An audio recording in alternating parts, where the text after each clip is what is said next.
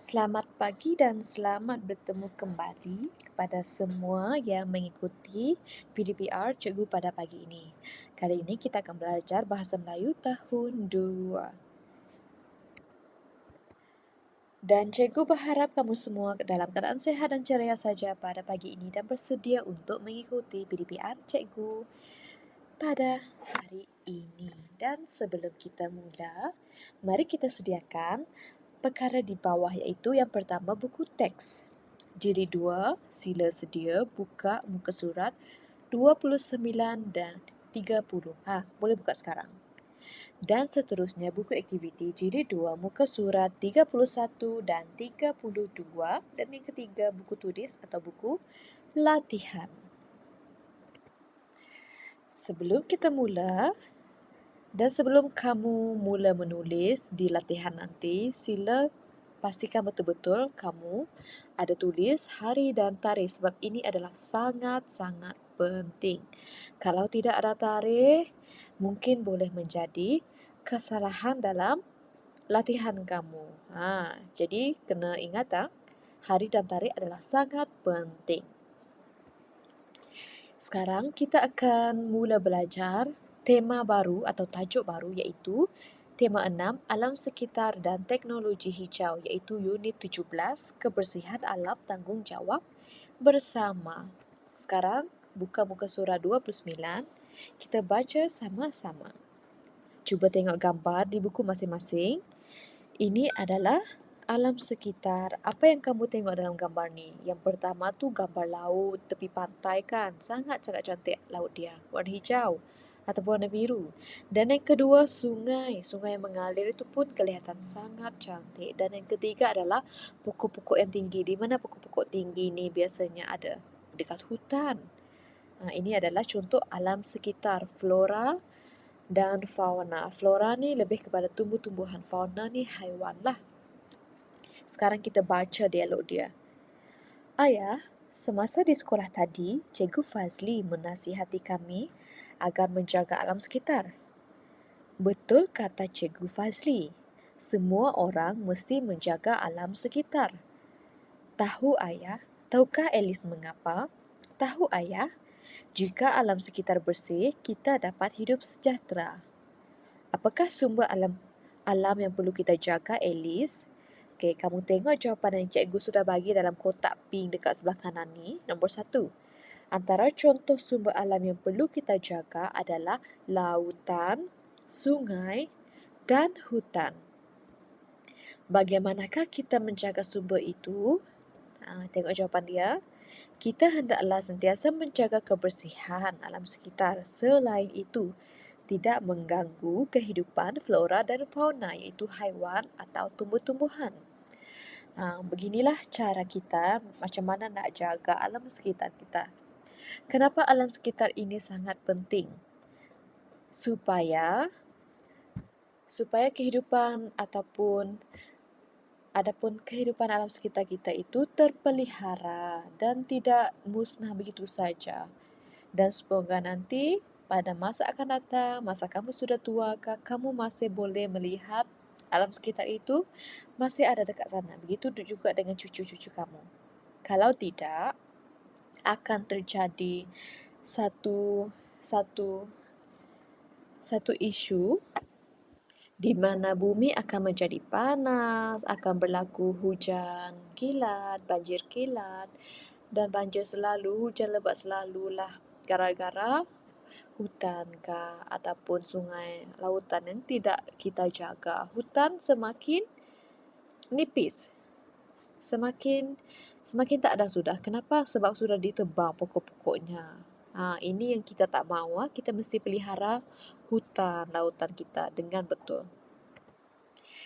Sekarang kita nak membaca pantun. Mari kita baca sama-sama. Jadikan amalan.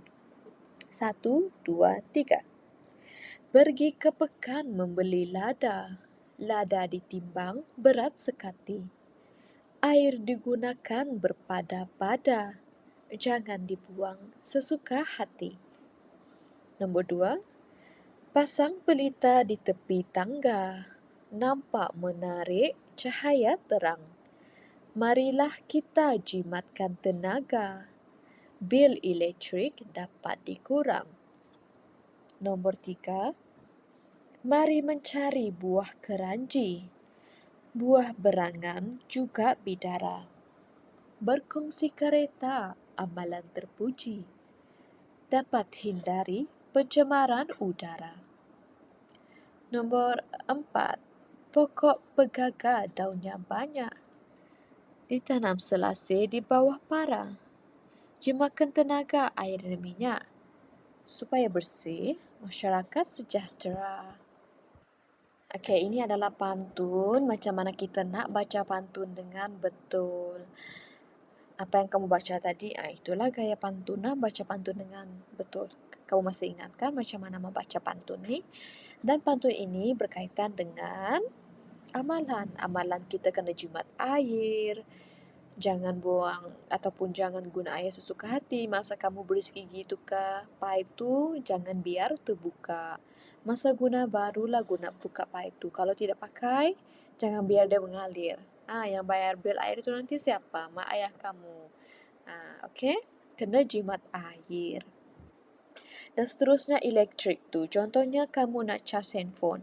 Lepas tu sudah charge handphone, main cabut saja plug tu tetapi switch tidak dipadam.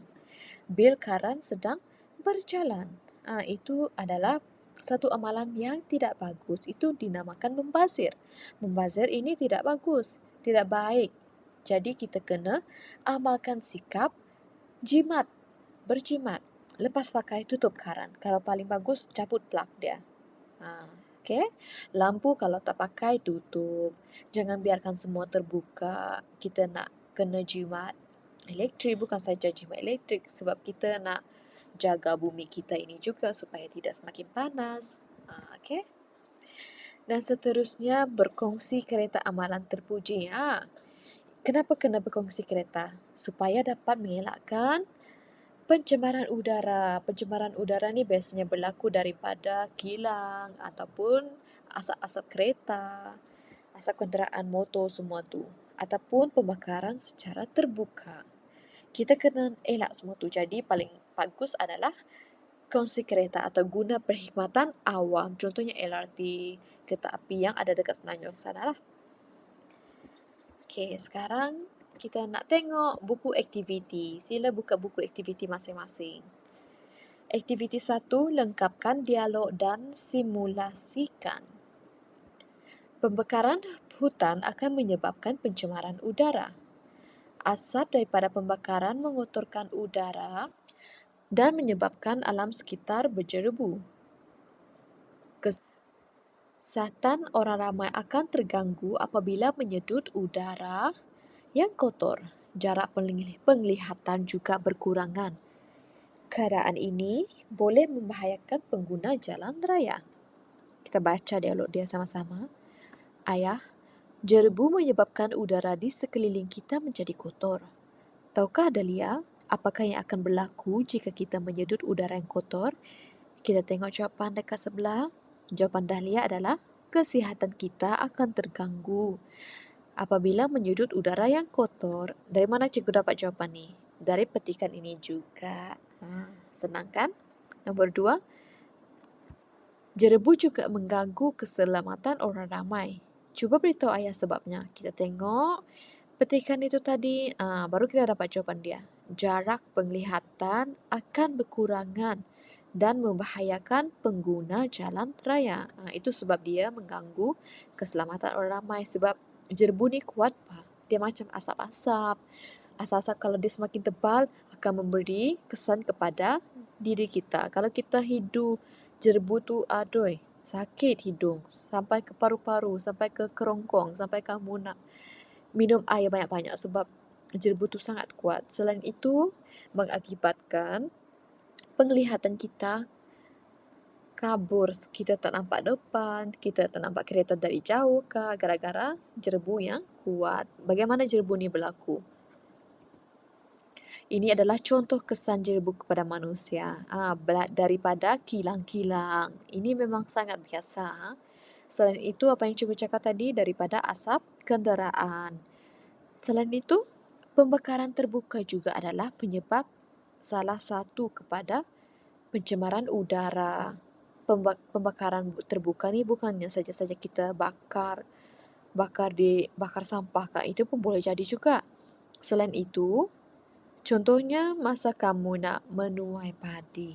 Ini sangat biasa. Sebab mereka nak bersihkan kawasan supaya dapat menanam dengan betul kan. Jadi terpaksa melakukan pembakaran. Tapi kalau tidak terkawal akan memberi impak kepada kawasan yang lain. Itu akan mengemarakkan lagi api itu dan akan merebak kepada kawasan lain. Itu yang bahaya dia, risiko dia. Jadi kalau boleh elakkanlah bakar-bakar ni. Okey? Sekarang muka surat yang seterusnya, lengkapkan dan baca. Tadi kita sudah baca pantun, sekarang kita nak lengkapkan pantun ni. Macam mana kita nak lengkap ni? Hijaukanlah bumi kita, udara senja, redup dan nyaman. Tempat kosong, marilah kita hijaukan laman, pokok ditanam keliling rumah. Agak-agak, apakah jawapan bagi perenggan yang pertama ni? Kita tengok perenggan pertama ni ada 4 baris pantun kan? Ada 4 baris. Kita tengok yang hujung dia. Nombor 1, nombor 2. Nombor 3, nombor 4. Okey, nombor 1 pasangan dia adalah nombor 2. Nombor 3. Dan nombor 2 pasangan dia adalah nombor 4. Kamu tengok barisan yang keempat tu. Pokok ditanam keliling rumah. Mah. Sekarang kita tengok contoh jawapan. Ada tak yang hujung dia mah? Okey, cikgu dah jumpa. Barisan nombor 4 juga. Jawapan barisan nombor 4 iaitu Suria terbenam di hujung pamah. Okey, kita tengok betul ke tidak jawapan dia. Yes, betul. Suria terbenam di hujung pamah. Okey. Sekarang yang kedua, ikan pelata di dalam tajau hendak disisir di tepi laman. Udara bersih, segar dan nyaman. Jawapan dia, okey. Yang kosong sini adalah barisan nombor 3. Kalau barisan nombor 3, pasangan dia barisan nombor 1. Kita baca balik barisan nombor 1, ikan pelata di dalam tajau. Ujung dia adalah bunyi jau. Sekarang kalau jau, kita tengok jawapan yang hujung dia berbunyi jau. Hutan kita subur menghijau. Okey, ini adalah jawapan dia. Boleh faham? Tengok jawapan dia itu. Sekarang yang keempat. Makan nanti di tepi kolam, beg plastik usah digunakan kerana nanti kotor alam. Okey, nombor 3 kan. Jawapan dia buah petik enak dimakan, makan nanti di tepi kolam. Beg plastik usah digunakan kerana nanti kotor alam. Okey, betul. Jawapan dia buah petik enak dimakan. Last sekali. Ini adalah jawapan dia. Boleh faham kan? Barisan 1 dan 3 hujung dia bunyi mesti sama. Dan barisan 2 dan 4 hujung bunyi pantun tu mesti sama. Mesti ingat macam itu. Okey? Dan mesti buat jawapan ini, siapkan latihan ni, jangan lupa tulis hari dan tarikh juga. Okey, terima kasih dan jumpa lagi. Bye-bye.